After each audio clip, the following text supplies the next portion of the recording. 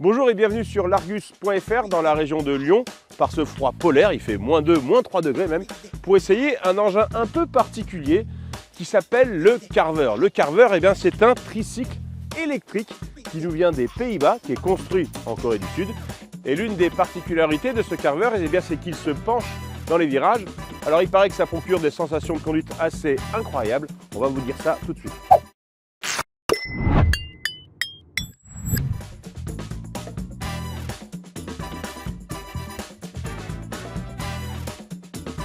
Alors le Carver, eh bien, c'est 2,89 m de long, 1,08 m de large pour cette version 80 km/h.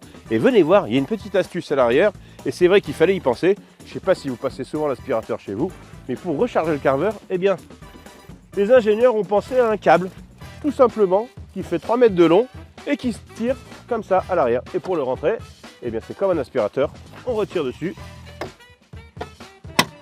Et voilà, génial, non ?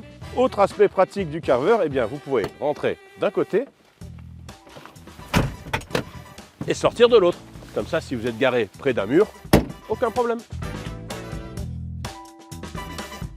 Je vous avoue que je suis bien content d'essayer un Carver aujourd'hui et pas un 2 roues, parce qu'avec ce froid polaire, on va pouvoir profiter du chauffage avec mon passager, un petit passager arrière, mais par exemple pour emmener un enfant à l'école, c'est largement suffisant.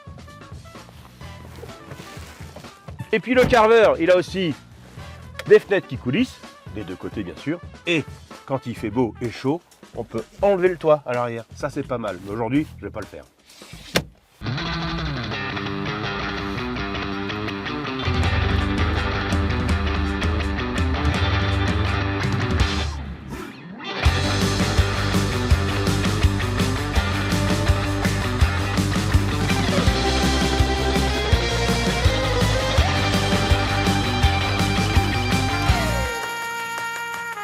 Alors bienvenue à bord de ce Carver, c'est vraiment bienvenue à bord, c'est pas un immense sens de l'accueil, hein, le Carver, c'est petit, mais ceci dit, à l'avant, les très grands gabarits tiennent. On peut mesurer 2 mètres et être parfaitement bien assis au volant du Carver. Alors c'est vraiment, je change de sujet tout de suite parce que là on vient de prendre un virage évidemment, et tout de suite il y a cette espèce de sensation où on va tomber dans le vide qui est vraiment impressionnante. Alors il faut savoir que ça marche, c'est un brevet qui a été déposé par Carver et ça marche d'une façon relativement simple dans les faits, c'est que vous avez une crémaillère à laquelle est attachée la cabine, et la cabine avec un moteur électrique va tourner autour du châssis. C'est relativement simple, c'est surtout très impressionnant et ça permet d'avoir un véhicule très efficace en termes de tenue de route. Et on a même fait l'autoroute tout à l'heure avec un 80 km/h avec les poids lourds qui nous dépassaient quand même. Et je vous avoue que je ne me sentais pas non plus en danger immédiat.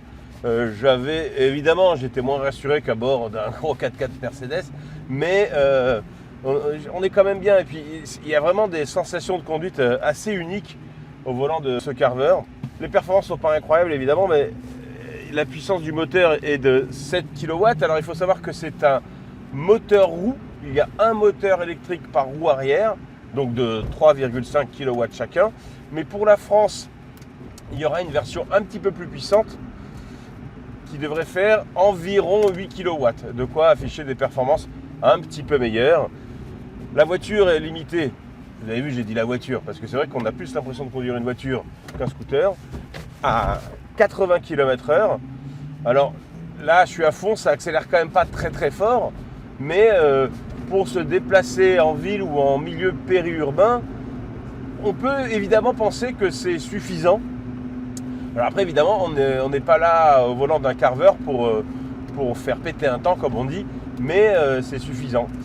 Un autre avantage de ce Carver, c'est qu'il est assez étroit, donc 1,08 m, je vous le rappelle, pour pouvoir remonter les fils sur voie rapide, hein, parce que évidemment dans les grandes agglomérations comme ici à Lyon, à Paris ou à Bordeaux, où on se retrouve dans des quartiers anciens avec des rues assez étroites et que c'est bouché, un 2 roues pourra passer, mais le Carver lui il restera bloqué. Mais ceci dit, comme n'importe quelle petite voiture électrique, comme la Microlino que j'ai essayé il n'y a pas si longtemps que ça, à l'occasion du mondial de Paris.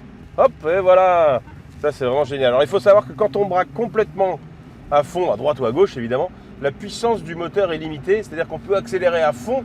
Si on est braqué, la voiture, le Carver, décidément, n'accélérera pas, dépassera pas les 30 km/h pour des raisons de sécurité.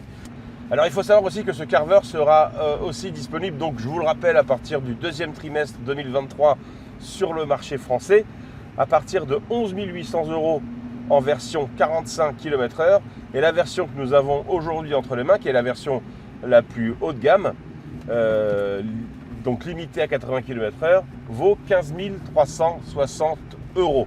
En termes d'autonomie, eh bien, en fonction des versions, l'autonomie varie de 80 à 130 km.